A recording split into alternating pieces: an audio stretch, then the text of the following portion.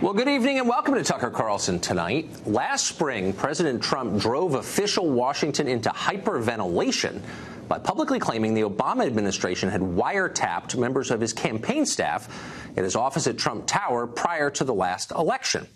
Now, not everything the president says on Twitter is factually accurate, but to anyone who's been in Washington for a while, that claim didn't seem crazy or even really that unlikely. That sort of thing does happen here, and everybody knows it. So imagine how confusing it was to see a parade of prominent Washington figures leap forward to denounce Trump's claim as not just untrue, but insane.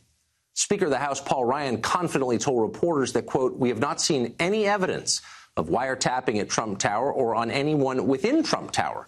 Richard Burr and Mark Warner, those are the two top senators on the Senate Intel Committee, and they would know. They dismissed the claim as well. The Justice Department denied surveilling Trump staff, as did then FBI Director Jim Comey, while giving sworn testimony before Congress. So suspicions confirmed, the media laughed derisively. Wiretapping? Come on. That's tinfoil hat stuff. It's nuts. Now, in another time, with more trustworthy institutions, that would have been the end of the story. But we live in a country with deeply corrupt institutions, and so it turns out all those patronizing assurances that nobody's spying on political campaigns were false, and probably intentionally so. According to a new report from CNN, Paul Manafort, who for a time last year was Trump's campaign chairman, was wiretapped by the federal government both before and after the election. Now, Manafort, it ought to be noted, had an apartment inside Trump Tower during that time, so it's virtually certain that surveillance of him would have included other members of the Trump campaign staff, maybe even Trump himself.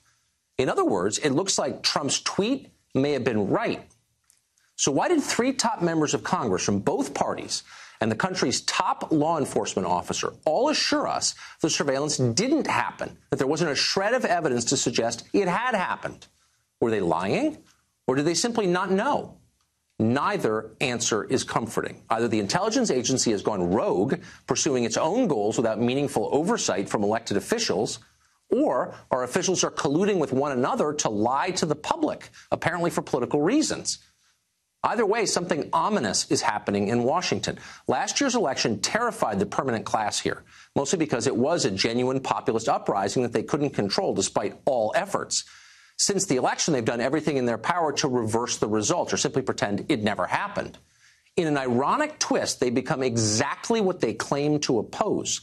They collude behind closed doors to push a narrative of secret collusion. They compare the president to Vladimir Putin and then use secret surveillance and politically motivated leaks to menace their political enemies. And then, for good measure, they lie about it. In the name of protecting democracy, they're doing everything they can to subvert the results of a democratic vote. Irony of ironies. No Russian hacking has ever threatened this country more than that.